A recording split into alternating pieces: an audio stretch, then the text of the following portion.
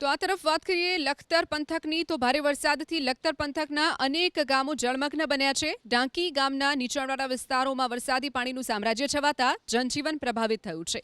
વરસાદી પાણી ફરી વળતા કેટલાક ઘરોનો ભાગ પણ બેસી ગયો છે। ઘરોમાં વરસાદી પાણી ઘૂસી જતા ઘરવખરીને મોટા પ્રમાણમાં નુકસાન થયું છે। વરસાદ અને ઉમઈ નદીના પાણીથી ગામમાં જાણે નદીઓ વહેતી હોય તેવા દ્રશ્યો પણ સર્જાયા। નદીના ધસમસતા પાણીના લીધે તળાવનો પાળો પણ તૂટ્યો છે। તો તળાવનો પાળો તૂટતા નીચાણવાળા વિસ્તારો પાણીમાં ગરકાવ થયા છે। લીંબડીનું પરનાળા ગામ જે બેટમાં ફેરવાતા ગામ સંપર્ક વિહોણું બન્યું છે। પરનાળા ગામની ચારેય તરફ 3 ફૂટ જેટલા પાણી ફરી વળ્યા છે, જેના પગલે સરકારી શાળા, ખેતરો જળબંબાકાર થયા છે।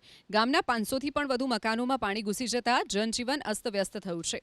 ઘરોમાં પાણી ઘૂસતા ઘરવખરીનો માલસામાન પણ પલળી ગયો છે।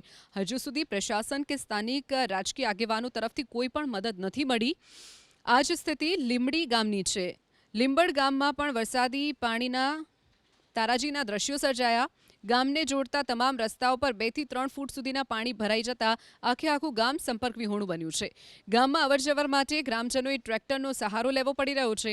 એબીપી અસ્મિતાની ટીમ પણ ટ્રેક્ટરમાં બેસી અને ગ્રામજનોની વ્યથા સાંભળવા માટે પ્રયાસ કર્યો હતો। ગ્રામજનોએ દર વર્ષે ચોમાસામાં આવી સ્થિતિ થતી હોવાનો અને પાણીનો યોગ્ય નિકાલ ન થતો હોવાનો પણ આરોપ લગાવી પ્રશાસન સમક્ષ રોષ ઠાલવ્યો છે। લખતર શહેરના પણ પાણી નથી ઓસર્યા તો bus stand road, Surendranagar, Viramgam state highway પણ વરસાદી પાણી ભરાયા છે। મુખ્ય રોડ પર જ પાણી ભરાતા વાહન ચાલકોની મુશ્કેલી વેઠવાનો વારો આવ્યો છે।